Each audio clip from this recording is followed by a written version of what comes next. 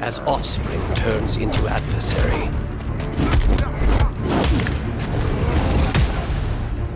Yesterday's loss leads to madness.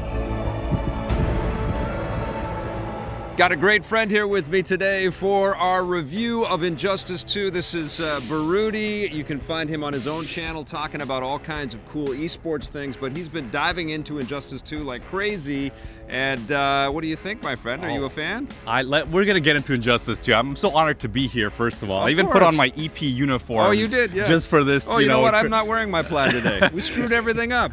But of course, we are talking about Injustice 2 right now. This has been NetherRealm's kind of trend right now. Every 2 years, they've been releasing a Mortal Kombat game, then Injustice, Mortal Kombat again, and now we're finally on Injustice 2. I think it's for their sanity. I think they would go crazy if it was just Mortal Kombat all the time. That's why they were like doing kart racing games and like special forces and action adventure. They need to mix it up over there. But what they have been doing with all of that, I think, experimentation over the years is really finessing the idea of a story in a fighting game, right? You know what? There is nobody who does it better than NetherRealm. When it comes to single-player content in fighting games, they absolutely kill it. As you were mentioning all that esports stuff, Ben Silverman would be proud.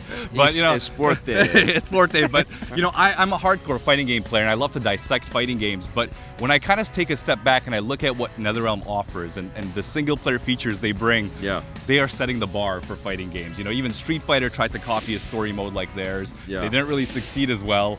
But these story experiences, the multiverse, their AI modes, now they have loot boxes in here, it's turning into Overwatch. They have all of these things. You can enjoy this game without playing another human opponent, and that is so terrific for a fighting game. And you know what, when you do play another human opponent, it's a technical game. Like all NetherRealm games, like all of the Ed Boon sort of derived fighters I think have been. It's very much about memorizing the combos, and it's almost rock paper scissors in its execution. It's get there before the other player with the right attack at the right time and the right move.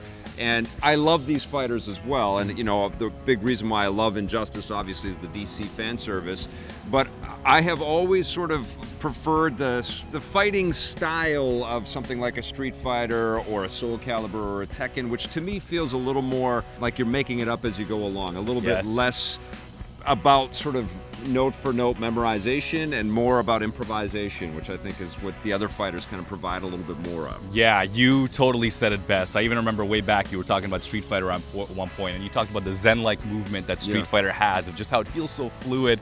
And sadly, NetherRealm games still don't have that. But they still do a great job by, having a certain level of depth to it. Even you can look at the move list, and there are things like frame data in the move list, so you know what moves are safe, what moves are unsafe. They are just so many levels are ahead. It's technical. So when you get online and you start to play people that have really dug into the minutia and understand, and I think there are some balancing quibbles that you could make here, like a lot of people spam on Blue Beetle and stuff, which you kind of have to forgive that because these are such hyper incredible characters, and the game really sort of pays homage to all of them and the fans of each one of them. It would be kind of sucky if they scaled back too many of these powers to try to balance everybody, to make everybody perfectly equal. They kind of had to make it a little bit crazy with the balancing. And you know what? NetherRealm was really known for releasing so many patches down the line. They're the one fighting game developer that releases patches almost every other month, where they do balance changes, they do tweaks, they see what the top players are doing, and that depth is there. But the thing that NetherRealm just gets so right is back to that single player experience. You don't even need to love fighting games, and you will absolutely love this. I want to go home right now. I want to go home right now. I want to play in the multiverse. I want to get some loot boxes. I want to work on my Catwoman's gear, because the new gear system in this game is just absolutely, it's so addictive. I'm not a fan of the whole stats, but I want to make my characters my own. I want to make my Bane look like my own. I think it's cool that you do adjust the stats a little bit though, and you find those really cool exclusive pieces of loot that make your character not only look different, but act different and attack different and give you some extra boosts. And I think it's pretty impressive, and they have turned it into an Overwatch or a Diablo type of session,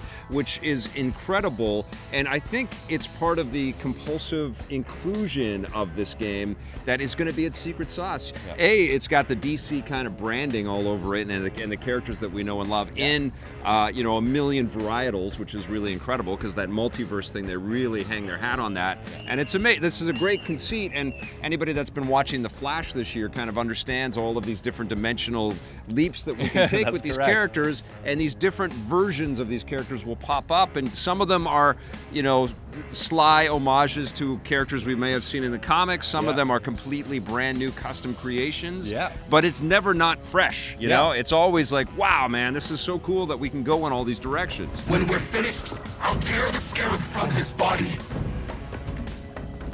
and make its powers my own.